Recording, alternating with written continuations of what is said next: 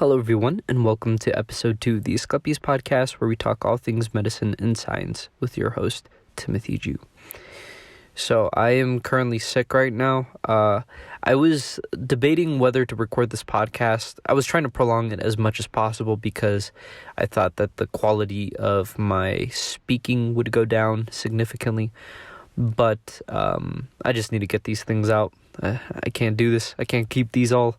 I just need to do it. Send it, as they say. But anyway, a quick little bit of vulnerability before we start this podcast. I'm currently applying for medical school, and as of today, February 16th, 2022, I've been rejected from 7 medical schools. 1 has put me on hold, and the rest, a total of 8, have not replied at all. Now, it might be COVID. It might be a lot of things, but I've yet to get an interview invitation, and the nerves are definitely settling in. Despite all that, in the meantime, I've just been trying to have the time of my life, learning about electrical engineering, mechanical engineering, computer science, bioinformatics, spending time with friends and family, reading research papers galore, and I'm slowly but surely learning to let it go. Constantly reminding myself that the universe doesn't owe me anything, and sometimes preparation isn't met with opportunity. I mean, I could be bitter like a lemon, or a Brussels sprout. Those things are literally like baby fart cabbages to me. Or I could try and make some Brussels sprout scented lemonade. I could try to do something with it. So, in case anyone listens to this, I hope this helps, and I hope you're not comparing yourself to all the Redditors who are complaining about only getting accepted into 10 medical schools this cycle. And yeah, just know that we're all in it together. Anyway, in this podcast, we have guest speaker, MCAT tutor, and MCAT curriculum developer, Chris. We'll go over the list of happy little accidents that led Chris on his journey of developing an MCAT curriculum, the demographic discrepancies that seem to shift our student bodies and our policies, the conventional routes to medicine, and all the logistics of the application process, as well as much more. Also, just in reference to the first episode, I told you that we would all eventually get to the importance of diversity and representation. Please don't forget to like, comment, rate, subscribe, share, and all that good stuff. It really helps the algorithm, and we'll get the information out quicker. Regardless, hope you all enjoy. Oh, hi there.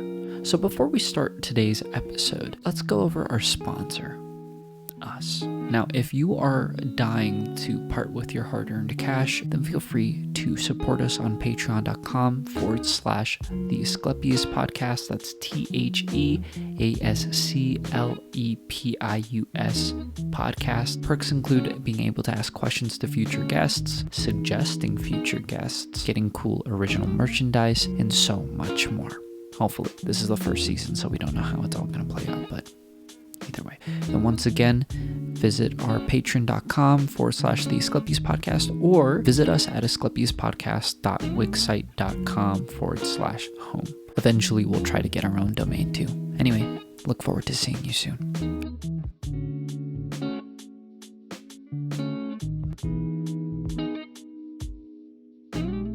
Are you extremely gifted? Do you have complete mastery over the arts? Well, my friends, if you are literally Leonardo da Vinci, DiCaprio, reincarnated, I would highly encourage you to participate in the seasonal Asclepius Podcast Art Challenge, where we have but the most able of artistic maestros submit their rendition of the Rod of Asclepius. Those that happen to edge out their competition will have their art not only used as our logo for the season, but will also have their art used as merchandise, with all the proceeds of that merchandise donated to Children's Hospital. How altruistic of you. If you are interested in showcasing your amazing talents or just helping out Children's Hospital or the podcast, then feel free to submit your art at our website at asclepiuspodcast.wixsite.com/home. Anyway, let's get back to the episode.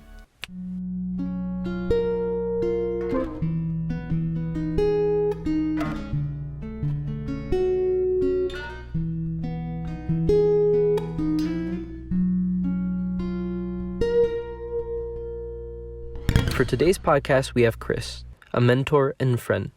Now, along my own pursuit of medicine, I literally had no idea what I was doing, and I really felt like a fish out of water. I just personally loved learning the science and knew that being a part of medicine was my dream vocation, but I never really knew how to get there. Eventually, I sharpened up and decided to invest in a tutor, which happened to be Chris. He initially had me take the MCAT cold, where I scored a 512 on the first practice exam I took, and at that point, it seemed that perhaps I really didn't need an MCAT tutor, but I definitely needed a guide for the whole medical school application process, which Chris offered to be.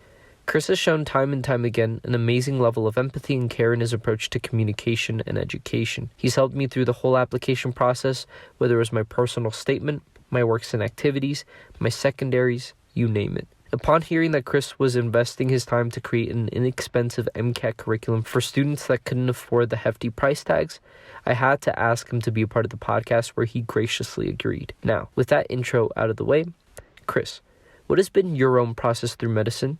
And how would you describe yourself? Yeah, so my name's Chris, and just kind of thinking about, where did I start with all of this stuff? So I ended up getting my EMT over the summer after I had graduated and started working, and I honestly just felt like I just fell in love with medicine, and I always just felt so frustrated by my lack of ability to help my patients. I felt like either I was just transporting people, or there were all of these things that I knew about from listening to podcasts or just doing research on my own that I couldn't do. And I was just super bummed about it. And that kind of kicked off my whole sort of journey towards pursuing medicine. And so with that, I kind of had to go back to school and take the MCAT. But I had started to get involved with where I was working as an EMT with education and running some of the continuing education for the county. And I had gotten really great responses about how, like, oh my gosh, I learned so much. It was so interactive. I felt like I could stay awake instead of falling asleep during this. And I ended up applying for an MCAT tutoring job because I was like, wow, this is like really, really fun. I did well enough on the MCAT to be able to be an MCAT tutor. And honestly, I just kind of fell in love with it. And I've been doing that for about 2.5 years, maybe a little bit longer now. And throughout that process, I sort of have started with a company, kind of started my own business. And now I'm sort of working on my own project. And one of my big goals is to create some free resources for students who either can't afford it or who are underrepresented in medicine, although both of those tend to go together. Over time, like as I started charging more and more and more, just as I got more experience, it was crazy to me to see how stark the difference was in my students. It went from being really diverse to being like a very small subset of students, which I thought was just kind of crazy. And that's kind of where my sort of business idea came from. And that's kind of me. Quite a lot to unpack there. First of all, I think it's so cool when people don't just point out the flaws in their respective fields, but they actually start to move towards a solution. Obviously, us undergraduates and pre-med/medical students might not be the most accredited individuals and might not have a diverse enough tool set to just quote-unquote make the world a better place. But in the few areas where we can offer help, I think it's totally valid to try. So, Chris charges more for his service, and with that, he notices that the demographics of his clientele are now homogenizing what to do. He realizes that he has a knack for teaching and learning, so he takes up some coding and chooses to use his strength to create his own accessible MCAT material. Cool. I guess one of the questions that I'd like to ask you is, have you seen like recurring motif or pattern with certain students where you're like, I think that they're okay, as opposed to we're going to have to do more work? Yeah, I think one of the things that always sticks out to me is how easily people are able to get past the complexity of the language. I think a lot of people I see really struggle with the way that the passages are worded or the way that the questions are worded. And, in fancier terms, they would call this like saliency. Like, can you figure out what the most salient or important factor is in a question? And I think that's one of the things that sticks out most to me as to whether or not somebody is going to be able to succeed. Usually people who are not able to see past the sort of complexity really struggle, even if they know the content well. And I think kind of vice versa, even if people who understand what the question is asking don't necessarily know the content as well, I find that those people tend to do pretty well, even though they may not know as much as the people who don't. And as an MCAT tutor myself, I've also seen this pattern show up, especially in my ESL students or English as second language students. Of course, a question comes to mind. Why should Or is language such an important factor on the MCATs? Should it be? Well, the way I always thought about it was that, of course, English is the medium by which we engage the material on the MCATs. So, it would make sense that the effect of being uncomfortable with the language would compound, not only over the span of the MCATs, but also over your whole medical school process. Every question, every prompt, every lesson, saturated with dense and terminology jumbled English. Now, would this and should this be considered a test bias? Well, to try and get a clearer perspective, I decided to do some more research and eventually found my way to an article by the Academic Medicine Journal of the Association of American Medical Colleges. Goodness gracious, I need to take a breath after that one. Anyway, the article is called "Do Racial and Ethnic Group Differences in Performance on the MCAT Exam Reflect Test Bias?" And boy, is there a lot of information to be had. So, the article states that test bias arises, and I quote, "when deficiencies in a test itself or the manner in which it is used result in different meanings for scores earned by members of different identifiable subgroups." After more reading, talking about underprediction, bias sensitivity, and etc., we essentially see that the AAMC really does try and eliminate the bias by removing any unnecessary content that would confer an advantage to a subgroup relative to others. For instance, if the test randomly started talking about American football and required that you know some weird tangential bit of information in order to solve the question, this would immediately exclude other test takers, and to their credit, they really try and avoid that. The AAMC also states that all the material is presented to a group of individuals with quote-unquote diverse backgrounds, and should the material pass that screening, which apparently are a select few, it will then be considered as material for the exam. More questions arise, though, from that statement. What do you mean by diverse backgrounds? Does this also take into account socioeconomic factors? Are these individuals that have already met the filter? Are they doctors? Do they come from a lineage of doctors? So many questions.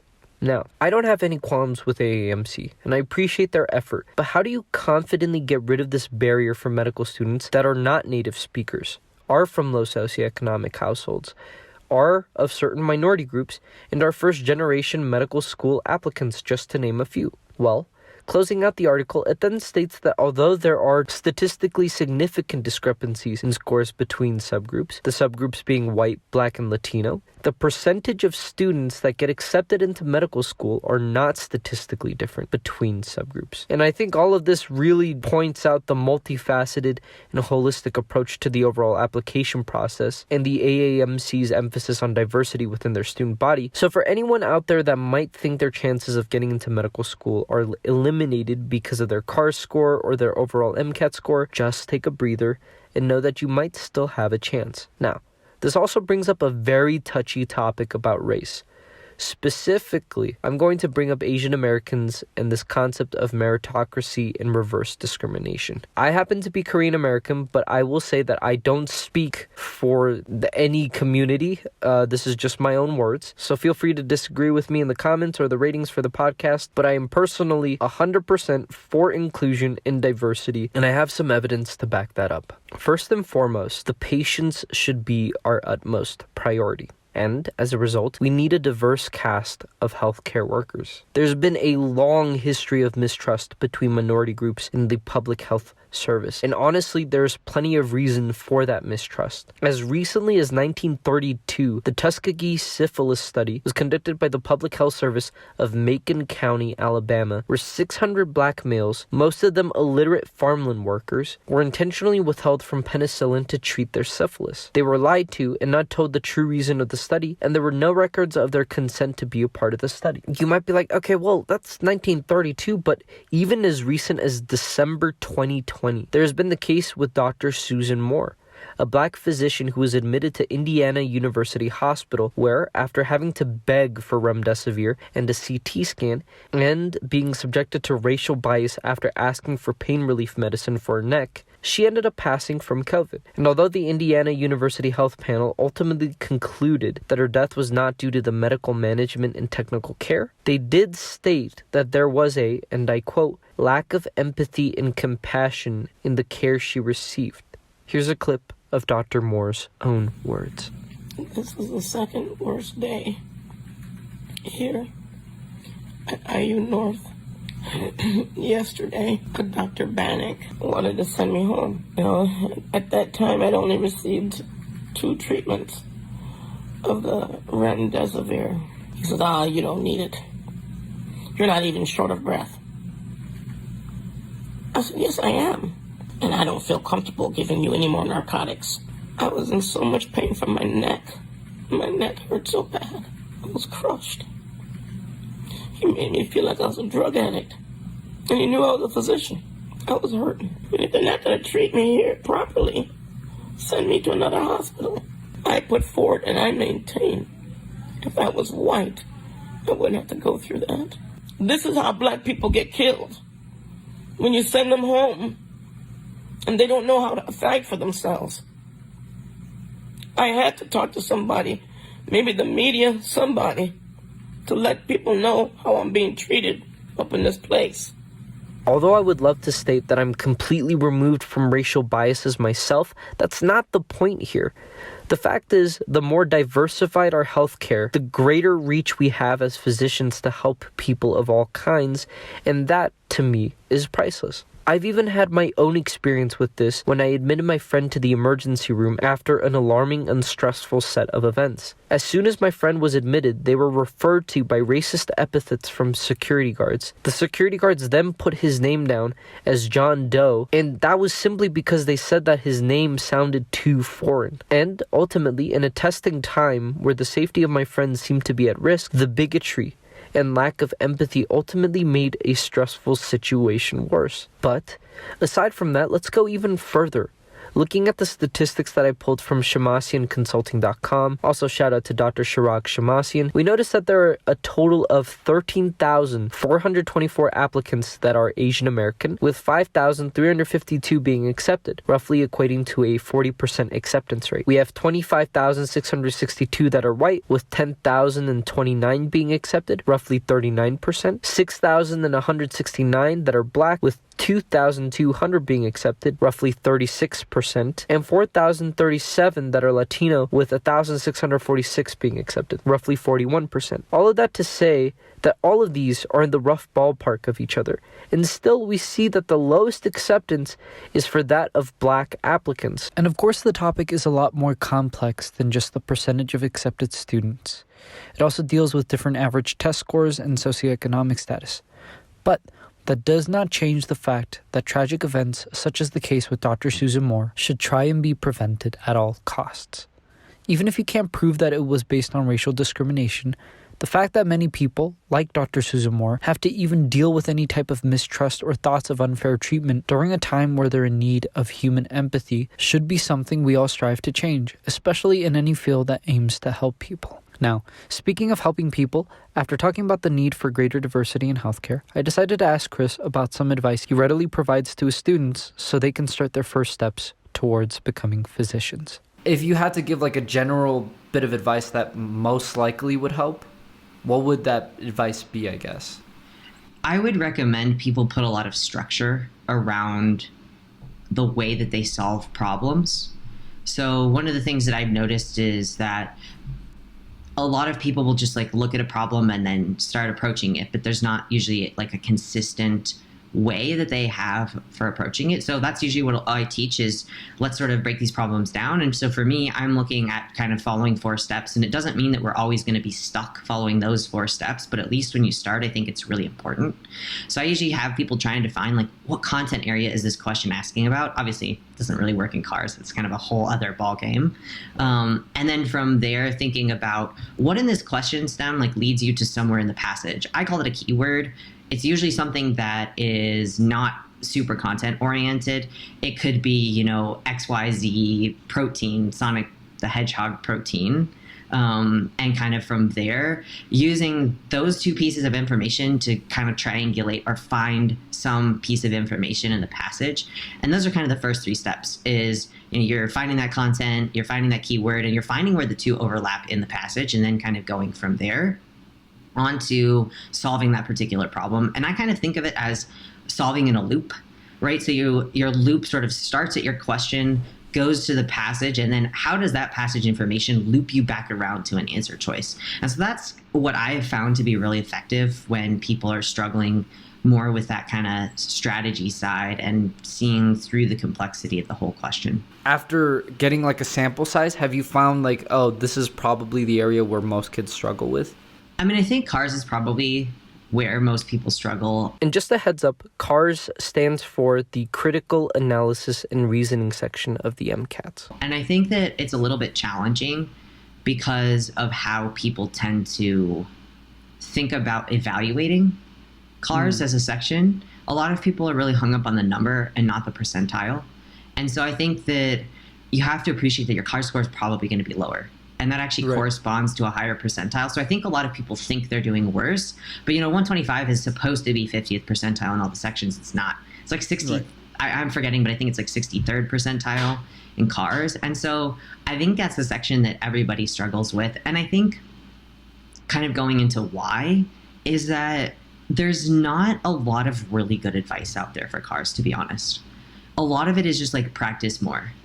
But if you practice, 10 free throws every single day with absolutely awful form, you're going to end up with awful form when you do free throws and not a lot of success. And I think that's what I see a lot of my students kind of do with CARS is they kind of just bang their head against these passages and kind of keep doing the same thing over and over and over again.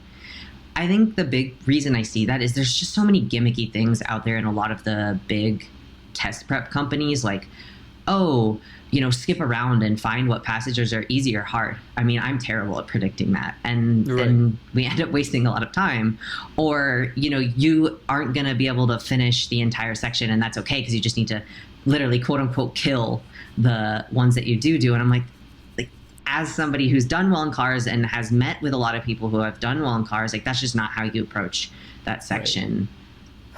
CARS, the real problem child of the MCATs. To explain the format for those not in the loop, the Critical Analysis and Reasoning section consists of passages that can have a wide variety of topics to cover, such as religion, philosophy, art, music, finances, you name it. And, similar to my own MCAT tutoring experiences, it seems that CARS is not only the most consistent offender for the lowest score, but also the most stubborn when it comes to improving said score. So, what to do? Well, I read an article titled A Novel Approach to Preparing Students for the Medical College Admission Test, Passage-Centered Learning, or PCL, and it does a little deep dive on the potential benefits of integrating passage-centered learning in the classroom setting, which is all good and fun, but what about the students that are currently in the fight and don't have time for professors to revamp the curriculum? This situation calls for an old friend.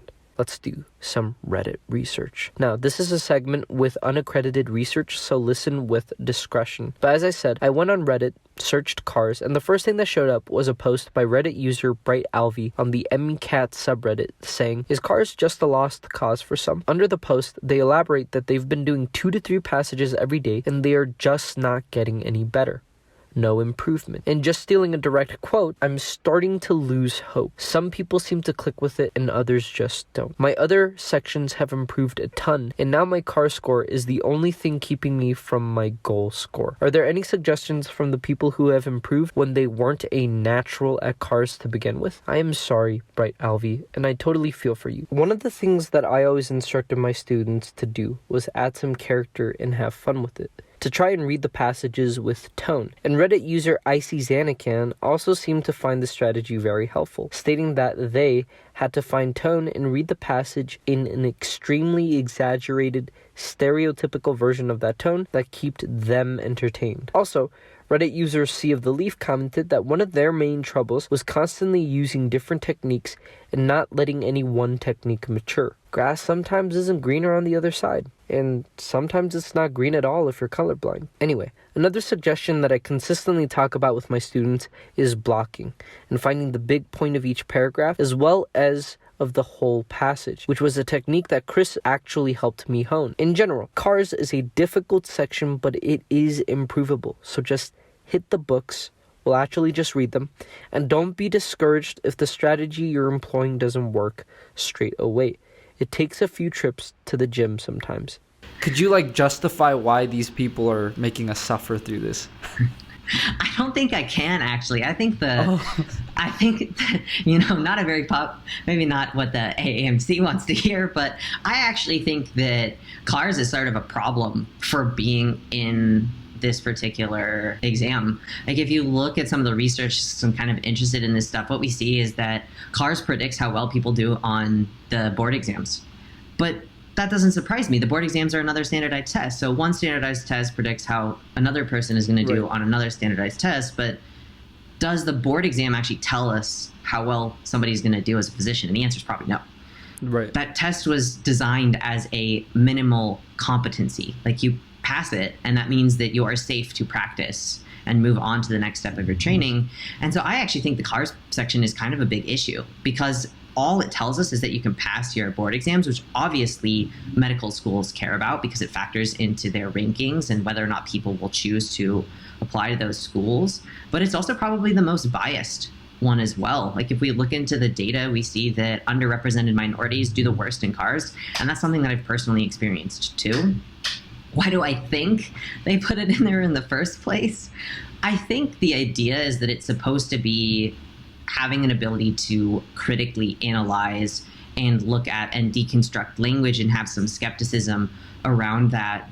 But I wonder, like, why doesn't the biochem section do that? Why doesn't the chem phys section do that? All of those other sections have that element of critical reasoning. I think this is probably a holdover of just how we administer standardized exams, is they have a verbal section. So this one has a verbal section. The old MCAT had a verbal section. The GRE has a verbal section, the ACT, the SAT. And so I don't necessarily think there's a great answer. I wish I had a better answer, but... And I think to some degree the MCAT is just a very constructed exam. I think it's very convenient for admissions staff to have this exam. I also just sort of wonder, like, why? Like, why do we have this exam? It doesn't really match with what you'll be doing as a physician. And it's just kind of one of those hoops that unfortunately we have to jump through. Now, I really like it because I think it's a big puzzle. But then again, I don't have anything writing on it, whereas other students do. And so I think that's just kind of one of the challenging elements of the MCAT is honestly like the mental piece of saying this is something that maybe doesn't necessarily kind of say like I will be a good doctor, I will not be a good doctor, even though I see tons of students sort of peg themselves into like I'm a 505, I'm going to be a terrible doctor or whatever, or I'll never get in. I think there's just so much more to being a physician than this kind of very constructed standardized exam. So after peering into some of the research, I found a paper stating that there was some moderate to weak correlation between MCAT scores and medical school performance, but the date this paper was published was way back in 2015. I mean, I set out for Google searching, people, not archaeology. So I did a little more digging, and unfortunately, I couldn't really find any up-to-date research on the topic, but I did find a neat presentation called Comparing the Predictive Validity of the MCAT and GAMSAT, or Graduate Medical School Admission Test, for Performance in Graduate Entry Medical School by Dr. Mavernine Casey. And this went over 8 separate research papers on the topics dating from 1989 to 2015. In summary, it seemed that there was a statistically significant correlation between the MCAT verbal section, physical sciences, and biological sciences with that of preclinical GPA, clinical GPA, and program GPA. But there was no significant correlation between clinical skills exam scores. The highest correlation was, unsurprisingly, in the biological sciences, followed by the verbal section and ending off with the physical science section. So, there may be a valid point for keeping a critical analysis and reasoning section on the MCAT. Obviously, a valid reason for keeping the biological sciences section. And maybe we toss the physical science section. Sad days because the physics and general chemistry section was my favorite section. But of course, it's not that simple, and perhaps explaining the placement of these sections in a more concrete manner might help the whole situation out a lot, because it really does seem like an unnecessary mental obstacle for students to go through doubt while they're already tackling a pretty hard test. I guess my words don't really matter with regards to this particular issue, so maybe we could have an AAMC member or MCAT test curriculum person come on the podcast one day. That'd be super cool. You know, I'm kind of into looking at a lot of this stuff and trying to read some of the research, and if you just look at the data, I think the average household income of someone who's going into medical school is about $100,000. A median household income of $100,000? Dude, that is so much. That's like 11,918 Chipotle burritos after tax and rounded down.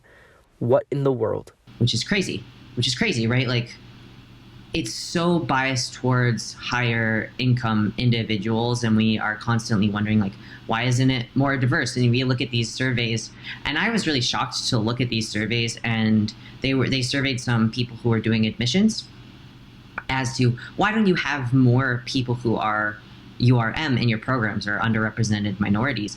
And one of the big things that they had stated was the MCAT. It was like 90% of schools said that it was MCAT scores. But if you looked at the other two ones, it was kind of appalling, at least to me. One was lack of positive role models and lack of other URM staff. And I just thought to myself, like, why does it matter if you have staff, right? Like, you can still accept people who are URM without having the staff that necessarily like matches that demographic. Like, that's how you kind of start to solve that particular problem. And I was just sort of really shocked by that. There's not a whole lot I can do about those other two factors, but the one thing that I can do is kind of help work with the MCAT. And that's actually like the whole reason I sort of started my business and my whole online thing. Is I was actually just kind of disappointed that as I was starting to increase my rate, that I lost those students. I really loved connecting with a lot of those students and helping them out and seeing them do really well when they had the proper resources. And I know that as I move forward, like, I'm not going to be able to just like continue to tutor all people because I have a limited amount of time. And so I thought, well, I could create a course. And that's kind of where that idea of this course came from, was really noticing that there's a really big lack of affordable resources that are high quality. Especially now we have Khan Academy, which is the one free resource, is going to be taken down as they move on to sort of serving their like K-12, which is their sort of focus. It's being saved, but it's not quite the same. And there's not really a big replacement. You know, you look out and you look at some of these big prep companies. Princeton Review doesn't offer any discounts. Blueprint is got a discount, but it still ends up being in the hundreds or $1,000 range, which is still, I think, just way too expensive for a lot of my students. And I actually think that's one of the biggest barriers, is just like, what resources do you have access to? And I think that I'm working with a student right now who really can't afford, honestly, anything. Like, they're on the fee assistance program plan, and I do a lot of sliding scale when I can, or just some free tutoring, and that's what we've been doing. But it's crazy to me that, you know, going out and trying to buy a subscription to a QBank, which might be $200, is just completely out of their reach. And that's just crazy to me, because it's like, oh, well, how much is the MCAT a test of socioeconomic status and how much money you have, rather than just like your aptitude or ability to be a physician? Goodness gracious, Chris, you go. Is this really a test of your ability to become a doctor, or is it a test of socioeconomic status? And after that great, well-spoken answer from Chris, we did it again. A Timmy tangent. To set context, I was studying for the MCATs at the time of starting this podcast, and I took every opportunity to bring up topics that I didn't feel comfortable with. So, as I was talking to Chris, I eventually brought up the fundamental attribution error, which is the socio-psychological condition where we naturally downplay environmental factors and blame personal/character defects. And then I eventually found myself very curious about the logistics behind developing the MCAT curriculum. So I decided to ask about that. What have you found was most interesting of like, oh my goodness, this was a lot more difficult than I thought it'd be? Yeah, so absolutely. And I can touch on a couple other things and I'll answer that kind of question. It's just really interesting because it kind of made me think about a personal experience of, I was at an interview. We were asked to kind of rate the percentage to which something contributed to success. And it was environment, yourself, and also the professors. We had kind of unveiled all of our percentages. And I was like, environment, 40%. Everybody had it as like 10%. And it's just crazy to me that I think there's a large sort of prevailing idea that the reason, like you're talking about with the fundamental attribution error, that a lot of people succeed or fail because they do or don't try. And I think there's just not a lot of respect for kind of the environment and the way that the environment impacts what's going on. I think I just have sort of an appreciation. I'm married to a social worker who that's kind of their focus. They work in a jail, and thinking about how there's a lot of unmet needs, right? Like housing. Like, okay, yeah, this person might be coming back to jail because they're doing drugs to cope with their situation because they don't have a house. We don't have housing for them. And to try and like think that the MCAT and medical school admissions is really any different just is kind of crazy to me personally, thinking about that. I guess this just seems like a reminder to always try and walk a mile in someone's shoes, especially if they got some Air Jordans on. No, but for real, I think many pre-med/medical students can really get on that high horse and start losing that much needed empathy. If you're going to treat humans, you should be human. And I think there's like a lot of worry or talk about like jobs being automated. In my humble opinion, I think that the healthcare field should be one of those that aren't automated, simply because I want to work in that field and I don't want to get obsolete. But maybe there is no statistically significant figure that says if you feel better, you will do better. But at least you feel better. And at least you feel comforted by human cuddling and what have you. Yeah, and I think that kind of plays out in seeing that people who have similar demographic characteristics in common with their physicians tend to have better care, right? I think that probably does play out in terms of just the statistics, maybe not that exactly, because I don't think we're quite at that point where we are automating. I see a role for incorporating it into it and having kind of a hybrid model where we have a lot of technology backing us up so that we have sort of peripheral brains and we can let computers and technology do what they're really good at, and then let humans really focus on that human element and do what they're good at, which is sort of connecting with other people. Yeah. But then to get back to that question that you asked about what have I found challenging, I think I found challenging is just such a big project. It's huge. Yeah. I volunteer at a food pantry nearby, and I finally volunteer with one of the people who was one of the editors on the Kaplan books.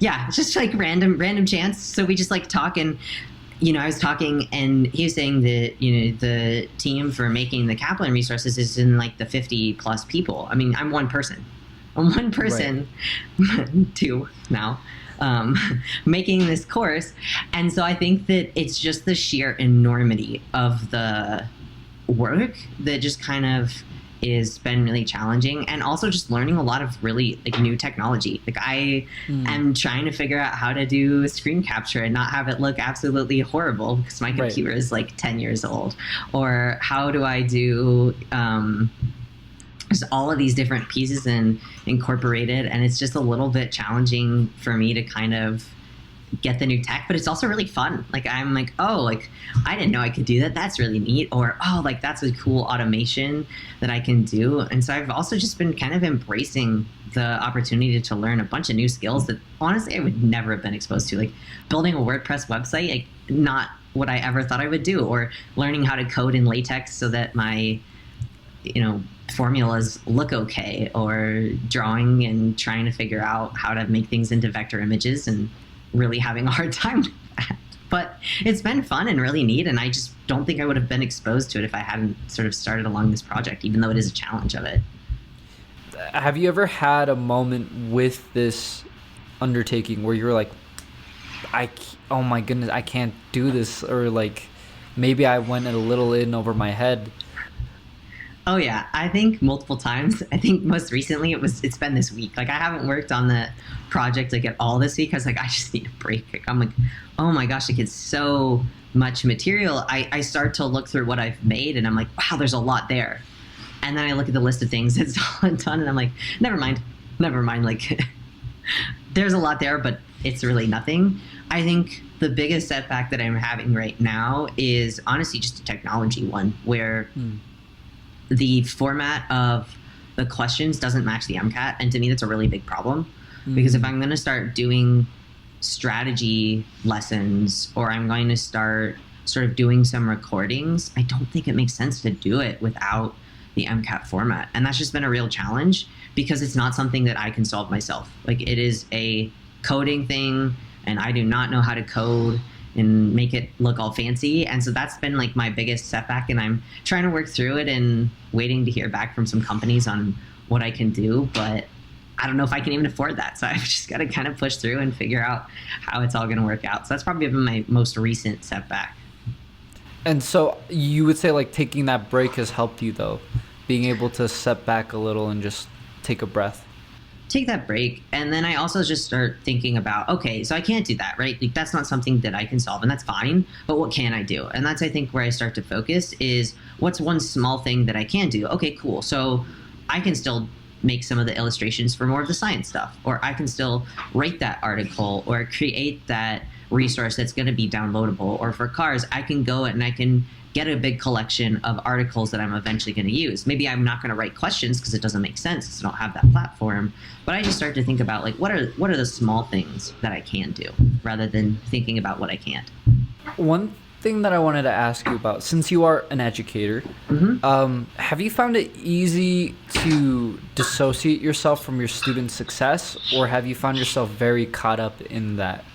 I think when I first started, I was very sort of attached to my student success, and it felt like if my students aren't successful, I'm not successful. And that was really, really challenging because I think at some point in time I had to realize like I can give people all the resources and all the guidance, but I'm not like the person who's ultimately responsible for that individual's success. I'm a part of it.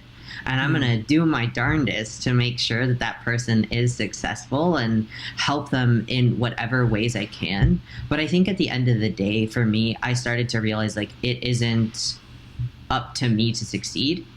And like on the actual exam, because I am not there studying, right? I might meet with somebody depending on sort of how it's working out as often as 3 times a week or as little as once a month. And if I'm meeting with somebody even 3 times a week, like, there's so much time that I am sort of not there. And I do my very best to help people improve and break it down. And I think now I'm sort of at a point where I'm like, darn, like, okay, we're not succeeding. What can we do? Rather than being like, oh my gosh, I failed this student.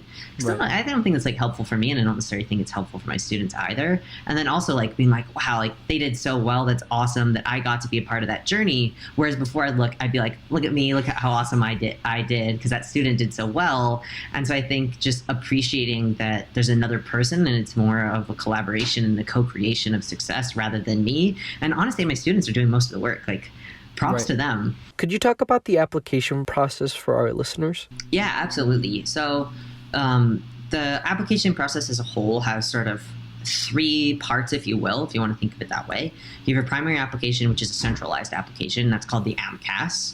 And then you have secondary applications, which are going to come individually from schools. And then you have interviews, waitlist, rejection, acceptance. So sort of getting that final decision from there. And so I see those as kind of the 3 parts, and those are the 3 steps. So for the primary application, this is where you're going to put in a lot more of your general information, and it's got a lot of pieces to it. You enter all your transcripts. It's kind of boring. It's just data entry.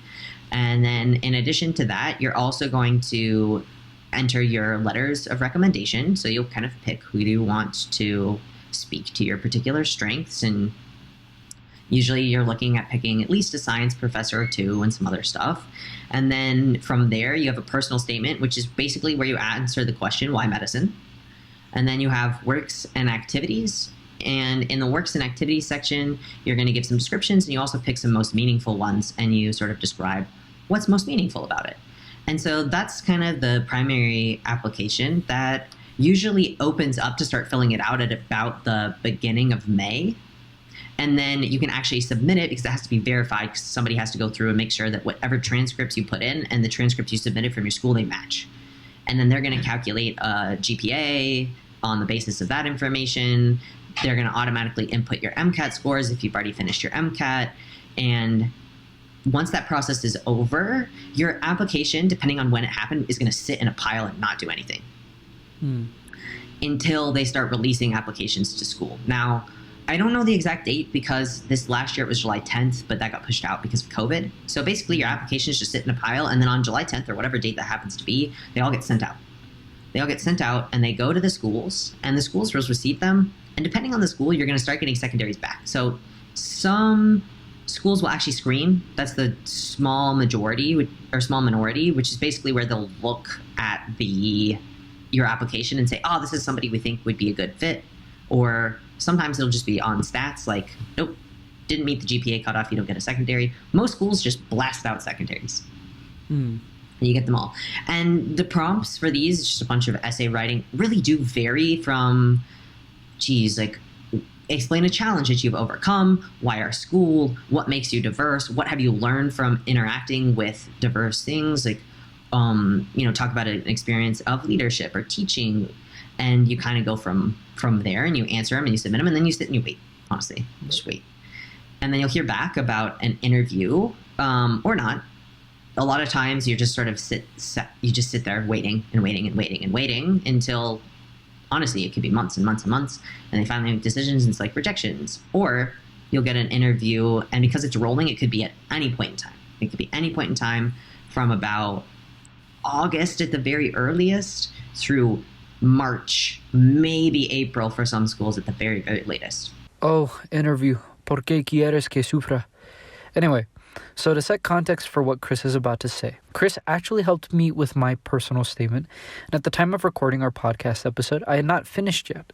But with what I did have, I wrote about how my pursuit of attributing meaning to my art ultimately led me to realize my passion of medicine. So, Chris, what do you look for in personal statements? Like, what's that spark for medicine? Because I think that it's a hard job.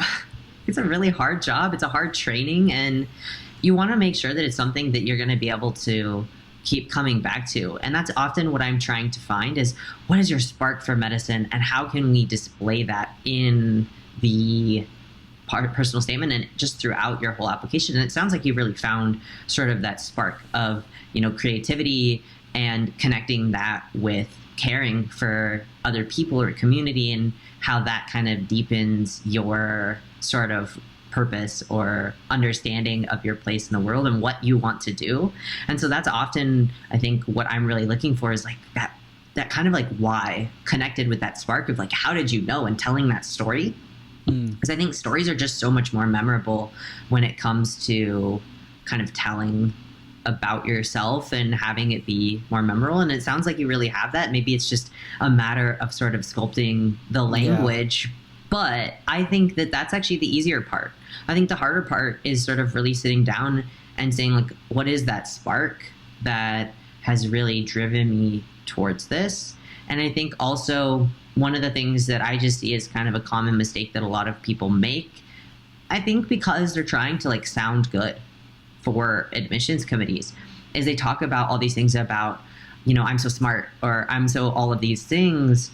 And when we think about like what is medicine, it's really about caring for other people. And that's always one of those things that I kind of try and ask some of my students is, is that something that you're really invested in doing? Because if it is, like, I want you to talk about that in your personal statement, which it sounds like you kind of have connected, right? Having that idea of, all this creativity, I was cool, I was making money, but then I designed this project for this person. And I was like, wow, like I can really help people. And that's really neat. And I think kind of building on that is something that I see a lot of students sort of shy away for in favor of talking about, I'm so compassionate, I'm so empathetic, I'm so all of these things, rather than showing like, I really care about other people. And in showing that you really care, you can get a sense of this person has compassion, this person is empathetic. And I think what I often come back to it is, why? And a lot of people will say like, that's not very helpful. And I think you can continue to trace like the why. Like, okay, so people said that you should sell your art. They probably told you that because you thought it was good, but why did you choose to sell that stuff, right? Like, why did you choose to sell that? That's a really cool thing. I read your personal statement, and yours is very, like, it's very direct. Just a slap in the face. It's like, this is why, and you're like, wow.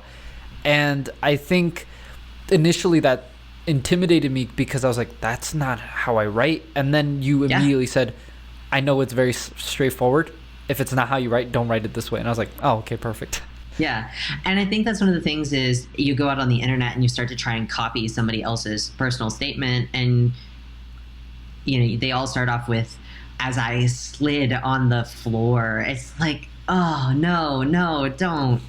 And I think what happens is that you just get a lot of things that look very derivative, which, I mean, everything is probably very derivative, but it Right. doesn't, it's not derivative in a way that's like true to yourself. When you go to that interview and you think about this person just read my personal statement and now they're having a conversation with me, are they all of a sudden going to go, who the heck is this person? Like, I read this Wrong personal person. statement and this is the wrong person. Like, I do not have the Right. right person in front of me, which is why I say, like, you know, in my interviews, I'm very direct. I'm going to just be very open about stuff. So my personal statement writes that way. If that's not Right. how you write or talk or interact with the world, don't write that personal statement. It's not for you. Right. You know, if you're kind of coming at it from a very creative perspective and that's who you are, that's awesome, because then when you have that interview and they start asking about that, that's just going to be how you talk about it, because it's who you are, rather than trying to put on a facade.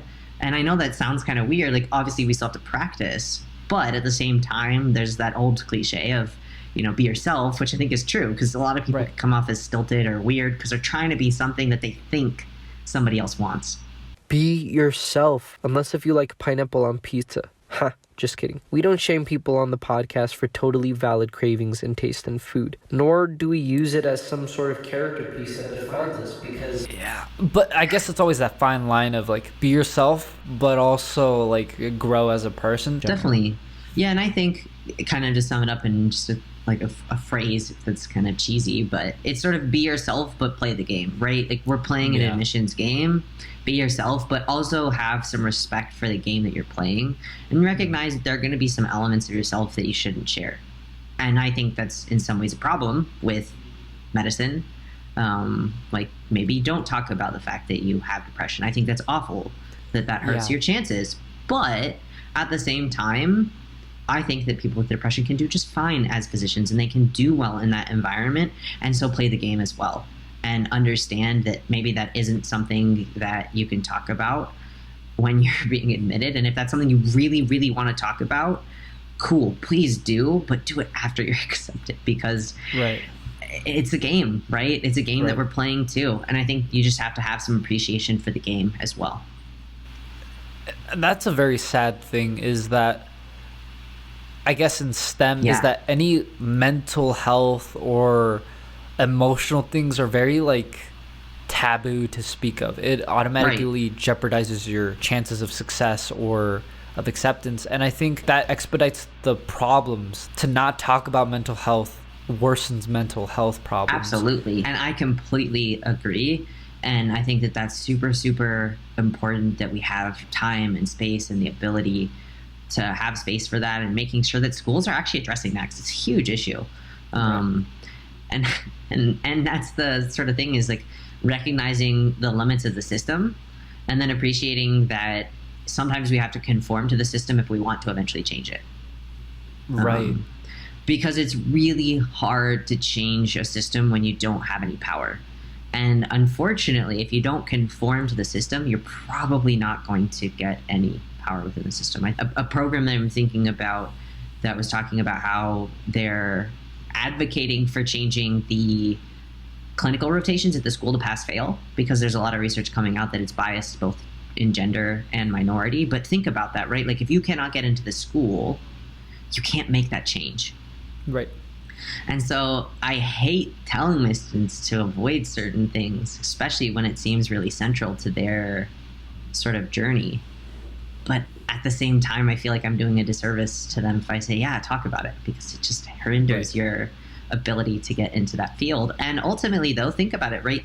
The people that get in now are going to start to be the people on the admissions committees, who are going to start to shape who we bring in, and setting some of those new norms about what we see as acceptable in medicine and what we can and can't talk about. Makes me think of a podcast that I really like called The Nocturnists, and they just share, it's just stories in medicine. Oh. And this person brings people on and does interviews with people who share these stories. And, you know, if that person didn't get into medicine because they talked about their own mental health struggles, what a loss Wow. to the field, because it's such a beautiful exploration. I think it starts to change the narrative. So first of all, I decided to listen to the Nocturnist podcast after the episode, and man, Dr. Emily Silverman, hosted the Nocturnist podcast, is so much better at asking questions than I am. But it's all good in the hood, baby. A role model to aspire to, nothing to beat myself up over. Anyway, Chris and I are talking about some heavy-handed topics, and so it might be best if I substantiate our opinions with some research. I found a research article titled White Coat, Mood Indigo, Depression in Medical School by Julie M. Rosenthal and Dr. Susan Oki, MD. In the article, it states that a greater amount of medical students will experience depression relative to their peers, and there's a really cool audio clip of an interview, so I'll just play a little of it. It's actually sort of hard to tease out the depression from what is the normal life of a medical student, and I think that's one of the difficulties in recognizing one's own depression as a medical student. I mean, of course you're not sleeping. You're working long hours. You're getting up early. You're tired. You're not eating right. Of course, you're either losing weight or you're not exercising, so you might be gaining weight. And I think a lot of people have trouble figuring out what is normal and what is depression. So much of what we're expected to do and the life that we're expected to lead isn't necessarily a healthy lifestyle in the first place. They're doing what they're excited about. They're seeing patients. But yet, sometimes it's not what they imagined it would be. One student said to us, I was in the hospital and doing all this, and I thought, wow, this really isn't the life that I wanted, and I'm sort of stuck. I have all this debt. There's no other way out for me, and this isn't the way I want to practice medicine. And although this doesn't necessarily talk about how students deal with mental health issues before they apply for medical school, it does point out that mental health issues are definitely present within medical students. And if you choose to go further into the article as well as the interview audio, you'll find that there are, well, at least in my perspective, quite an alarming set of statistics. And it does seem a bit tangential to deep dive this specific topic for today, but don't worry because we'll most likely go over this topic in a later podcast episode. And since this is an educational podcast, I call fair use. By the way, I have no idea if that's how it works. Another article titled Mental Health Issues and Med School Applications by Dr. Kathleen Franco, MD, MS, talks about how it would be best to address any previous mental health issues before going into medical school, since it's just better for the long term, and it allows for better access to psychiatrists, and that there are plenty of resources available for students. That sounds all nice and dandy, and yet medschoolhq.net states in their little Q&A titled, Will my medical history affect my chances at med school, that you don't have to say anything and you can generalize your mental health and physical health conditions, which seems like an implicit message stating that it might be best to keep it on the down low. So many perspectives, and yet there doesn't seem to be a concrete answer. I guess we could potentially have an admission committee member be a part of the podcast one day in order to dispel some myths. That'd be pretty cool. It's inspiring and sad to know that there's a lot of area for growth. Yeah. And I guess that incentivizes us to keep pushing forward. Last question. Yeah. I know that you took the MCATs. It expired, right? And so you had to take it again to apply for medical school? Some schools, yeah.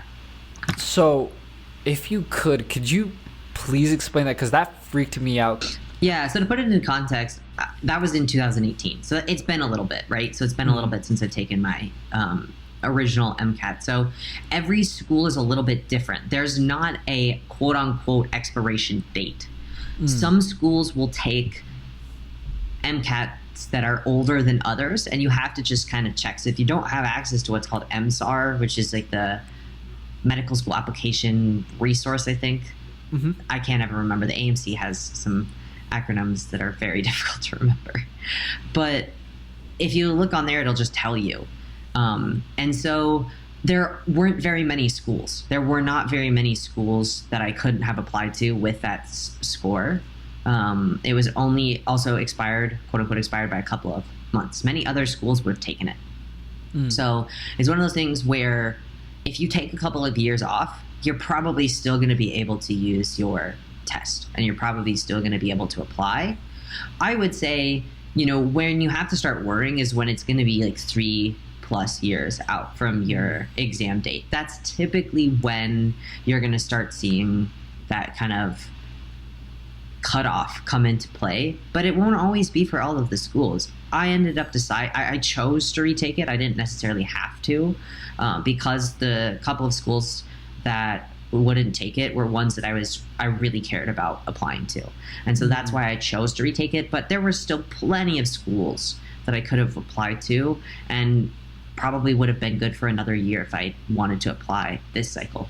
Thank goodness for that clarification. Although I liked taking the MCATs, I don't think my wallet could handle another one. Anyway, to finish off the podcast, do you have any words of advice for those currently on their journey? Connect with what you care about and your why. So when you're choosing to do an activity, really have a good reason for why you're choosing that activity. You'll often discover things you would have never thought about doing before and open up, I think, whole new avenues of being in the world that sometimes we shut ourselves off to by trying to be quote unquote optimal. And so that's what I would say is sort of connect with your why when you're choosing to do stuff in the world. In conclusion, we learned about the various demographic factors that could potentially be biasing our exams, but also our student bodies, policies, and healthcare. We talked about a very touchy topic, reverse discrimination, and the need for diversity, referring to the tragic historical events of the Tuskegee syphilis study, and Dr. Susan Moore. We discussed strategies on how to better yourself at CARS. We learned the importance of being genuine throughout the application process, the uneasy state of addressing mental health, and the overall stigma surrounding it throughout the medical field. And we learned to not judge people on their preferences of pizza. Thank you all for tuning in. If you enjoyed the podcast, hit the like button, comment, subscribe, and rate. It really helps. If you didn't enjoy the podcast or you just feel like some constructive feedback is warranted, please also comment below. Anyway, this is the Asclepius Podcast with your host, Grippathy Oo, and the next episode will be a special episode talking about the first child lung transplant at Hassenfeld Children's Hospital. Excited for that one. Peace.